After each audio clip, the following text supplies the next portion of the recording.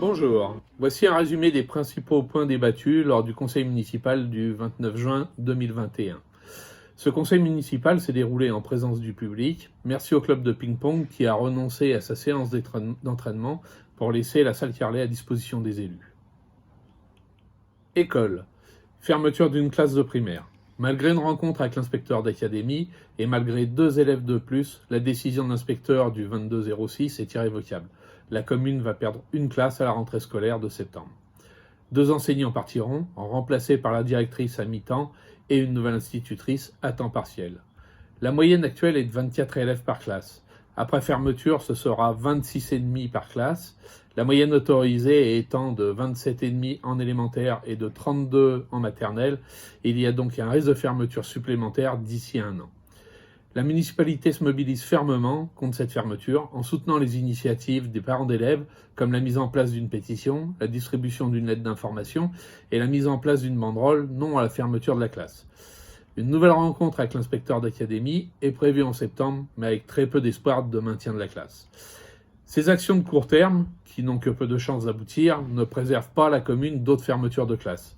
S'il n'y a pas dès à présent une volonté d'agir sur l'urbanisme afin que la commune de Saint-Romain-de-Gélionnaz devienne plus attractive pour de jeunes locataires ou des primo-accédants, qui sont les parents d'élèves de demain, ou pour permettre à nos jeunes de la commune de pouvoir s'installer. Nous avions un projet ambitieux et volontariste de développement d'un nouveau quartier qui intégrait des solutions de mixité sociale et intergénérationnelle. Ce projet a aujourd'hui complètement disparu des débats, il n'est même plus évoqué en commission urbanisme.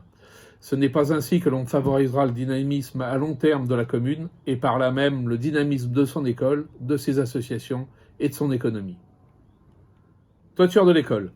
Début de la réflexion de la toiture de l'école à partir de la semaine 27 avec une fin de chantier pour le 13-08. L'allongement des délais est dû à une situation très compliquée liée à la pénurie actuelle de matières premières. Une fois la toiture remise à neuf, il faudra s'occuper de la réfection d'une classe et des toilettes qui ont été endommagées par des infiltrations d'eau. Un chantier sur la toiture de la maternelle est également à prévoir, à plus ou moins court terme, car des infiltrations ont été détectées. Remplacement des menuiseries de l'école primaire. 4 entreprises ont répondu à l'appel d'offres, avec de grosses différences de prix allant du simple au double. Aucune entreprise locale ou de proximité n'a fait de proposition. L'entreprise KPC SAS a obtenu la meilleure évaluation technico-économique. Jérôme Grosy nous a assuré que l'entreprise semble sérieuse, car faisant partie d'un grand groupe.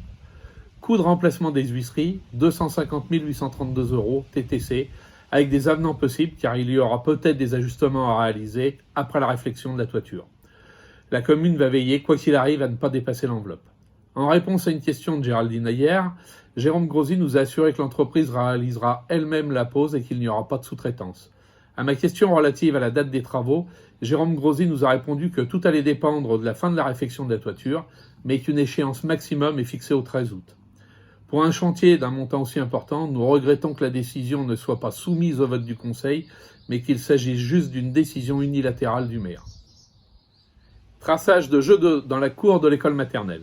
La société Linéax a été retenue pour réaliser le traçage de jeux au sol dans la cour de l'école maternelle. Ces travaux d'un coût de 2 153,90 € sont subventionnés à 100% par la CAF. Challenge mobilité à l'école en mode doux. Les 3 journées de ce challenge, qui consistaient à aller à l'école sans voiture, sont une belle réussite.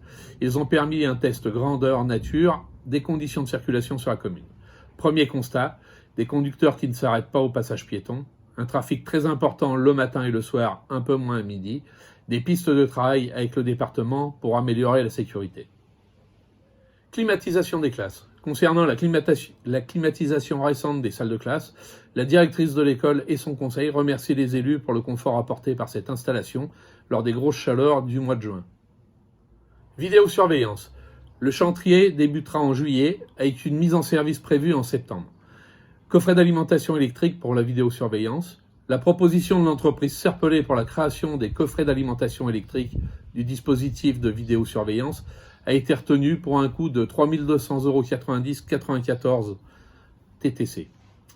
Déploiement d'un réseau fibre pour la vidéosurveillance.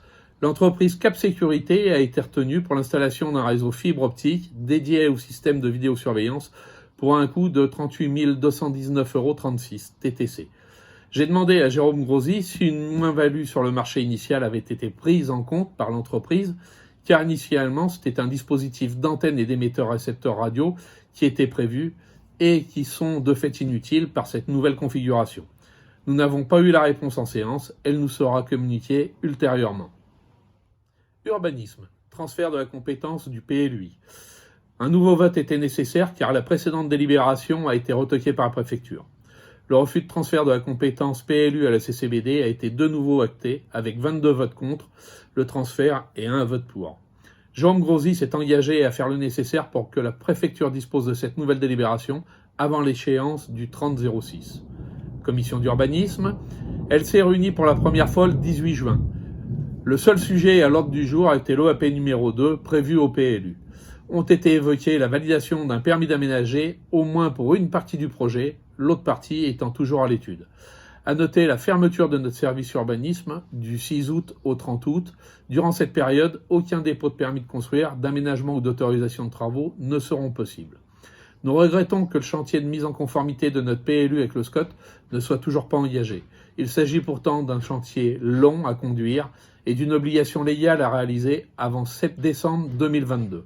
Faute de mise en conformité, la commune risque de passer sous le régime RNU. Les permis de construire et les autorisations de travaux seront alors décidés par la préfecture. La commune perdra de fait sa compétence. Travaux. Adressage. L'inventaire est terminé, il est maintenant en cours de vérification. Un courrier pour soumettre les propositions des noms concernant les rues à renommer sera prochainement adressé aux riverains concernés. Le 15 septembre, les registres seront fermés. Je rappelle que cette opération d'adressage, rendue nécessaire dans le cadre du déploiement de la fibre optique, va entraîner un changement d'adresse pour l'ensemble de la population de la commune. Soit un simple changement de numéro, soit également un changement de nom de rue. Des démarches administratives seront à réaliser par l'ensemble des habitants de Saint-Romain. Le port, chantier en cours, sans retard pour l'instant, avec un retour positif des riverains concernant le déroulement du chantier. Aucune date de fin de chantier ne nous a été communiquée au moment du conseil. Environnement. Abeilles au cimetière. Suite à la crainte des habitants de se faire piquer, une nouvelle réunion avec 2 apiculteurs de la commune a été organisée.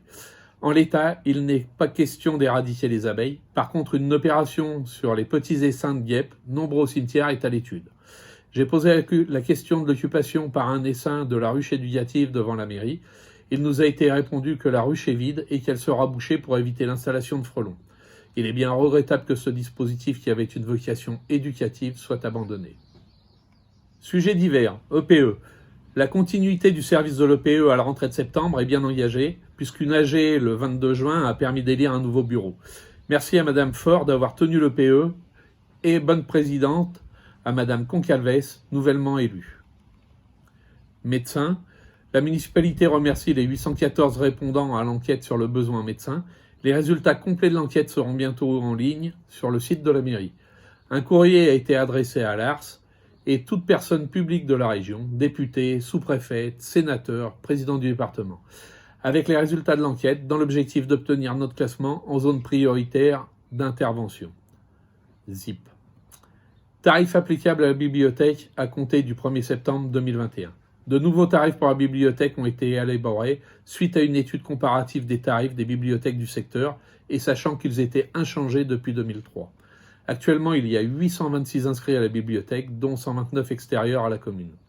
L'objectif est d'augmenter le budget de la bibliothèque afin d'augmenter le fonds et d'offrir de nouveaux services, comme les livres à domicile, service qui sera maintenu 2 fois par mois. Réseau téléphonique et Internet. De nombreux habitants sont impactés par des problèmes de connexion, téléphone ou Internet. Il s'agit de problèmes temporaires liés aux travaux en cours sur les réseaux. Pour le réseau mobile, des difficultés de connexion sont inexpliquées. Renouvellement des baux. Le renouvellement concerne la maison du Girondin pour 6 mois en bail précaire et l'appartement du Stade pour 1 an sans changement des occupants. Le renouvellement est décidé maintenant car la tenue du prochain conseil, prévue le 20 juillet, est non garantie. Animateurs centre aéré. Le forfait de rémunération des animateurs du centre aéré sera fixé avec les niveaux suivants. 70 € pour la journée, 50 € la nuitée et 150 € pour un week-end. Renouvellement du contrat PEC de Madame Baligan.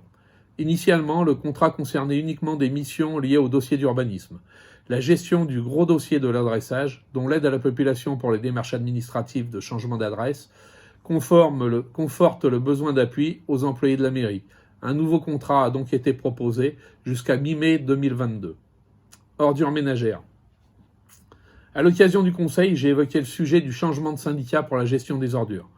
Suite à la sortie du SMND pour rejoindre le Sitcom, il y a un risque non négligeable de problèmes dans la gestion des déchets à compter du 1er janvier 2022. Nous n'avons par exemple aucune information sur le fonctionnement futur de nos déchetteries. Avec ce changement de syndicat de gestion des ordures, il est à prévoir une augmentation des coûts, donc des taxes, sans avoir d'amélioration des services. La probabilité d'une augmentation de l'ordre de 30% n'est pas à exclure. Sur ces quelques mots, je vous souhaite d'excellentes vacances et comme vous avez pu le voir sur le site de la commune, nous nous retrouverons pour le conseil au mois de septembre à la rentrée. Passez de très bonnes vacances, soyez prudents.